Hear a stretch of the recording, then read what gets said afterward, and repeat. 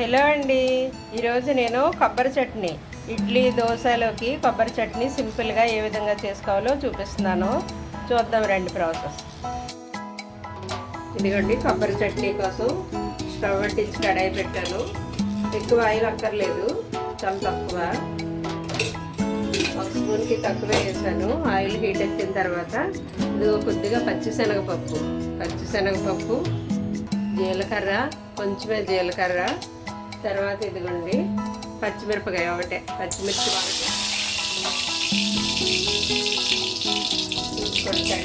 పడింది, శనగపప్పు వేసాను. ఇదిగో ఒకటే పచ్చిమిర్చి, వెల్లుల్లి, కరివేపాకు, చిన్నది అల్లం ముక్క పచ్చిదే వేస్తాను. ఇదిగో కొబ్బరి చెప్ప ఒకటే, ఒక చెప్ప, ఇంకో చెప్ప వేయలేదు.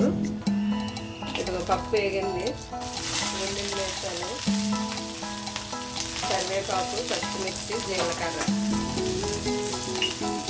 ఇవన్నీ వేగిన తర్వాత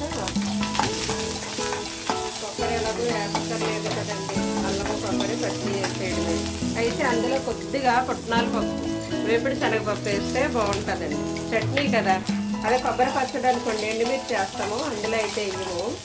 ఈ చట్నీ కాబట్టి కొంచెం అది వేస్తే ఆ టేస్ట్ బాగుంటుంది. ఇవి వేగిపోయాయి. ఇప్పుడు ఇంకా చల్లారనిచ్చి ఈ కొబ్బరి ముక్కలకి పప్పుకి సరిపడినంత సాల్ట్ వేసి గ్రైండ్ చేసుకోవడం. కావాలంటే పోపు పెట్టుకోవచ్చు, లేదంటే అలాగే తినచ్చు. ఓకేనా? ఇదిగోండి పప్పులన్నీ చల్లారిపోయి కొబ్బరి ముక్కలు అందులో వేసేసాను. ఇదిగో తగినంత సాల్ట్, రుచికి సరిపడా సాల్ట్ వేసి గ్రైండ్ చేయడమే దీన్ని. ఇప్పుడు ఇదిగోండి చట్నీ గ్రైండ్ అయిపోయింది. నేను ఇప్పుడు పోపు పెడుతున్నాను. పోపు కోసం ఇందాక పెనమే పెట్టుకున్నాను. కొద్దిగా లిటిల్ బిట్ ఆయిల్, ఎక్కువ అక్కర్లేదు.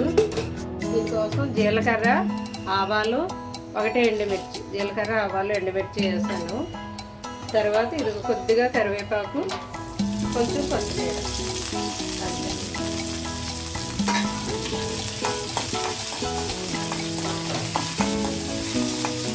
అంతే అయిపోయింది. ఇది ఇందులో వేసేయడమే. మనం స్టవ్ ఆఫ్ చేసుకుని పోపు ఇందులో వేసేయడం అయిపోయింది.